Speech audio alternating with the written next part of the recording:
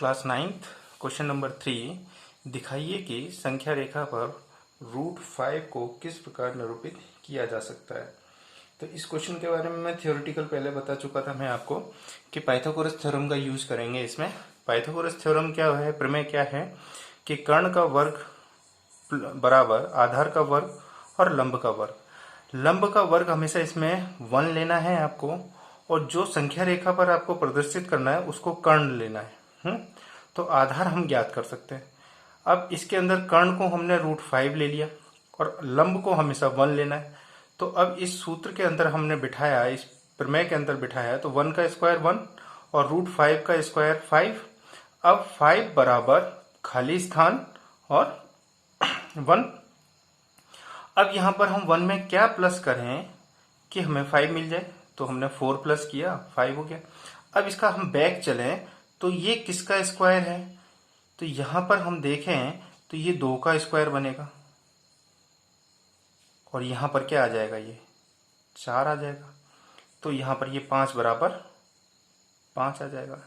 यानी हमें अब आधार कितना लेना है, आधार कितना लेना है 2 सेंटीमीटर, और लंब हमेशा 1 सेंटीमीटर लेना है ना। तो इस प्रकार से हमने एक संख्या रेखा यहाँ पहले से बना रखी है टाइम की सेफ बचाने के लिए। अब ये हमने यहाँ पर देखो एक संख्या रेखा बना रखी है, ये देखो आपके, ये इन सब की के बीच में 1-1 सेंटीमीटर का गैप है। तो ये हमें आधार जो है 0 से 2 सेंटीमीटर लेना है। तो 0 से 2 सेंटीमीटर मैंने ले लिया, इसको मैं ओवरराइट कर देता हूँ एक बार आपको, एक बार अच्छे से, 0 से 2 सेंटीमीटर। अब हमें क्या करना है कि 2 के ऊपर, ये 2 है, इसके ऊपर हमें 90 डिग्री का कोण बनाना है। तो इसको चांदे की सहायता से, है ना, इसकी सहायता से हम 90 डिग्री का कोण बना लेते हैं। तो 90 डिग्री का कोण कैसे बनेगा, एग्जैक्ट 90 डिग्री का कोण होना चाहिए अपने पास। तो यहाँ पे हमने 90 डिग्री का ये कोण बनाया, यहाँ पर 90 डिग्री का कोण। अब इसको हम स्केल की सहायता से हमने यहाँ मिला दिया 2 के पास। अब इस लंब की ऊंचाई कितनी रखनी है, हमें 1 सेंटीमीटर रखनी है। अब इसके लिए क्या करेंगे, हमारे पास जो प्रकाल है, इस प्रकाल को हम 1 सेंटीमीटर के बराबर खोलेंगे और इस पर चाप काट देंगे, है ना। तो ये हमने यहाँ से 1 सेंटीमीटर के बराबर हमने यहाँ पे चाप काट दिया, है ना। अब ये देख लेते हैं 1 सेंटीमीटर है कि नहीं है। यस, 1 सेंटीमीटर है अपने पास ही। अब इसमें क्या करेंगे, हम यहां से लेके यहां तक ये जो है, ये यहां से और यहां तक इसको हम मिला देंगे, 0 से इसको मिला देंगे, ये हो गया। तो ये एक त्रिभुज बन गया। इसको हम यहां पर 0 A और B मार्क कर देते हैं। अब हम क्या करेंगे कि 0 के ऊपर इसको रख के मेटल वाले पॉइंट को और B तक लेके जाएंगे हम। ये B तक गया एग्जैक्ट। अब यहां से हम इसको अर्ध चाप की तरह से काट देंगे, है ना। ये हो गया। तो ये जो लंबाई है, क्योंकि ये तो हो गया 2 सेंटीमीटर, ये हो गया 1 सेंटीमीटर, तो ये जो कर्ण बना, ये कर्ण क्या बना, √5। अब ये √5 है, तो √5 है तो हमने प्रकाल में ये त्रिज्या हो गई इसकी, ये √5 त्रिज्या हो गई इसकी। तो √5 को हमने दर्शाया और √5 का मान कितना आएगा, 2 पॉइंट। अब इसको हम नाप सकते हैं कि कितना आ रहा है, ये आ रहा है 2.3 के आसपास आ रहा है। तो √5 का मान हमारे पास 2.3, क्योंकि ये दशमलव के 1 अंक तक है इसलिए 1 अंक ही बता रहा है। यदि ये और ज्यादा बता सकता होता तो इसके बाद भी हम लिख सकते थे। तो ये लगभग इतना आया है, लगभग। तो इस तरह से हमने एक √5 को इसके ऊपर दर्शाया। सबसे पहले हमने रंग संख्या रेखा पर 2 सेंटीमीटर लिया, फिर 1 सेंटीमीटर हमने लंब लिया, तो ये हो गया लंब A जो हो गया। अब यदि मैं इसको यहाँ पर प्रदर्शित करूं तो ये क्या होगा, ओ बी तो हो जाएगा कर्ण, और ये हो जाएगा अपने पास ओ ए हो जाएगा आधार, और लंब क्या हो जाएगा ए बी का। तो इस प्रकार हम इस प्रतीक को प्रदर्शित कर सकते हैं। इसी टाइप से हम दो एग्जाम्पल और ले लेते हैं।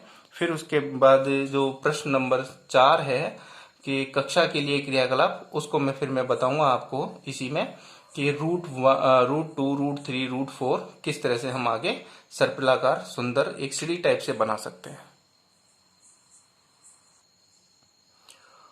अब यहाँ पर दिखाइए कि संख्या रेखा पर 5√2 को किस प्रकार निरूपित किया जा सकता है। तो पाइथागोरस थ्योरम को वापस लेते हैं हम। तो ये जो निरूपित करना है इसको हम कर्ण मानते हैं, है ना। तो 5√2 को हम वर्ग करेंगे। आधार हमें ज्ञात नहीं है अभी, और लंब के लिए हमने बोल रखा है कि ऑलवेज हमें हमेशा इसको क्या लेंगे, हम 1 लेंगे। अब यदि हम इसको देखें तो ये क्या हो जाएगा 25, और रूट 2 को 2 हो जाएगा।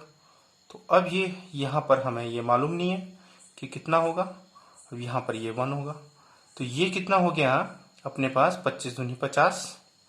अब 50 में बनाने के लिए हम यहाँ पर कितना प्लस करें, एक में कितना प्लस करें कि ये 50 हो जाए। तो 49, और 49 का उल्टा चले हम तो यहाँ पर क्या आ जाएगा 7 आ जाएगा।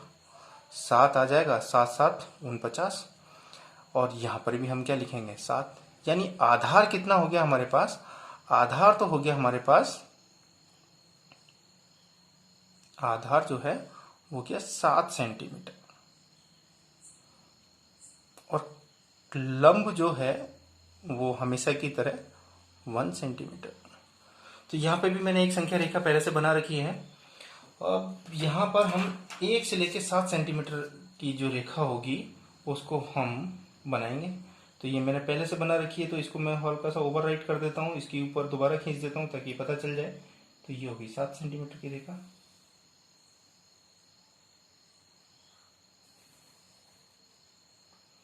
इसको यहाँ पर हम ए अंकित कर देंगे, तो 0 से ए। अब यहाँ पर हम पहले की बात ही क्या करेंगे कि 90 डिग्री का कोण बनाएंगे।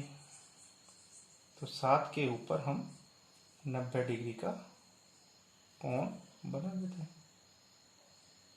ये हो गया 90 डिग्री का कोण। अब 90 डिग्री का कोण स्केल की सहायता से जो हमने पॉइंट बनाया है वो एग्जैक्ट 7 के ऊपर हम मिला देते हैं, है ना। अब यहाँ से हम 1 सेंटीमीटर ऊपर की तरफ कर देते हैं। तो 1 सेंटीमीटर के लिए या तो प्रकाल की सहायता से कर लें या फिर हम स्केल की सहायता से कर सकते हैं। तो प्रकाल की सहायता से हमने 1 सेंटीमीटर ले लिया। तो ये हमने 1 सेंटीमीटर का यहाँ से चाप काट दिया। अब इसको हम 0 से मिला देते हैं। ये इसको B मार्क कर देते हैं, इसको अब हम 0 से मिला देते हैं, यहाँ से 0।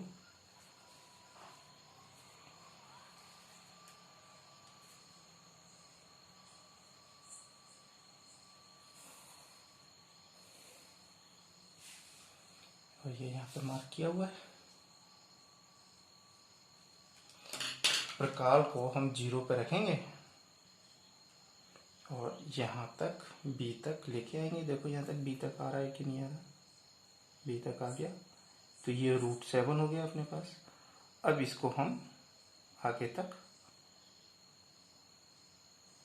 काट देते हैं, है ना।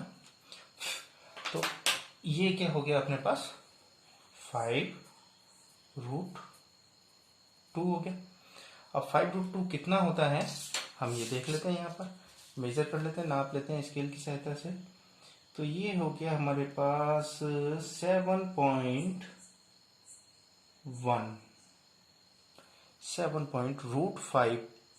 5√2 की जो वैल्यू है वो हो गई √7.1 सेंटीमीटर लगभग,